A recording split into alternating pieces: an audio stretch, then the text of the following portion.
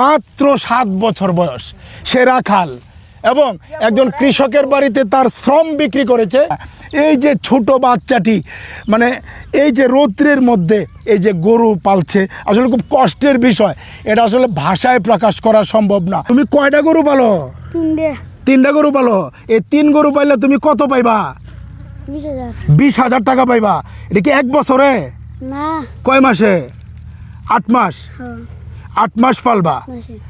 তোমার বয়স কত জানো তুমি?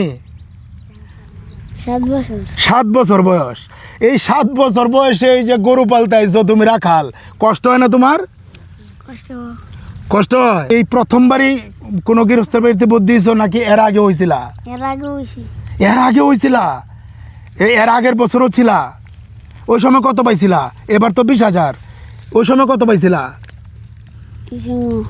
ওই যে এর আগের বার যে ছিলা 12,000। এবার তোমার ডিমান্ড হয়েছে 20,000 হয়েছে। তাই তুমি স্কুলে গেছো না কখনোই? তো স্কুলে কি তোমার পড়তে ইচ্ছাও করে না? হ্যাঁ, ইচ্ছা করে না? নাম কি তোমার? মুবারক। তোমার বাবা কি করে? কাম করে।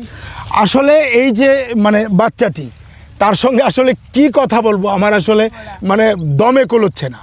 মাত্র 7 বছর বয়স, সে রাখাল এবং একজন কৃষকের বাড়িতে তার শ্রম বিক্রি করেছে 8 মাসের জন্যে 20,000 টাকা। এবং এই তার যখন 6 বছর বয়স, এর আগের বছর সে 12,000 টাকায় 8 মাসে তার শ্রম বিক্রি করেছে।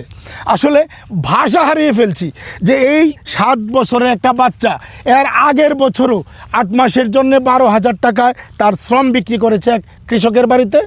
এইবার সে তার 7 বছর বয়স 8 মাসের জন্য 20,000 টাকায় তার শ্রম বিক্রি করেছে। তার কাজ হলো 3টা গরু।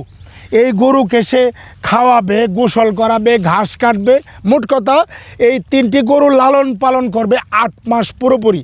সে রাখাল এবং এই যে আপনি দেখছেন 7 বছরের রাখাল, যে বাচ্চা মায়ের কোলে থাকার কথা, মায়ের কাছে এই খাবো সেই খাবো বায়না ধরার কথা, এবং মানে এখন স্কুলে যাওয়ার সময়, সরায়া পড়ার সময়, ABCD পড়ার সময়, সেই সময় সে মানে রাখালের কাজ করছে।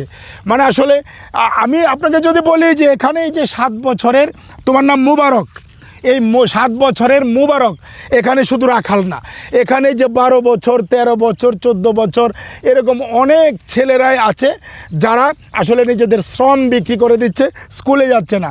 আমি আসলে বুঝি না যে তাদের ভবিষ্যৎ কি। সে স্কুলে যেতে তার ভালো লাগে না সে বলছে, আসলে সে কিছুই বুঝে না। এই যে এখানে সে গরু পালতে আসছে, মাসে যে 8 মাসে যে টাকাটা পাবে এটা তার বাবা নিয়ে যাবে। আসলে সে এখনও কিছুই জানে না তার জীবন কি, তার কি করতে হবে।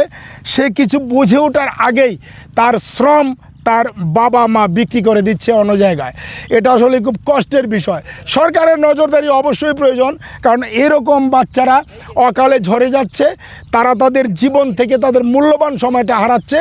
সর্বশেষ তারা কিন্তু এই কৃষিকাজ করেই তাদের জীবনটা শেষ করবেন। দেশের জন্য কিছু হবে না, সমাজের জন্য কিছু হবে না, নিজের জন্যেও কিছু করতে পারবে না, এমনকি তাদের পরবর্তী প্রজন্মের জন্যেও তার কিছুই করার থাকবে না। এই যে ছোট বাচ্চাটি মানে এই যে রৌদ্রের মধ্যে এই যে গরু পালছে, আসলে খুব কষ্টের বিষয়। এটা আসলে ভাষায় প্রকাশ করা সম্ভব না। কি বলবো। থাকবেন আমাদের সঙ্গে, এরকম আরও গল্প নিয়ে আমরা আসবো। আমাদের গল্প চ্যানেলটি সাবস্ক্রাইব করবেন।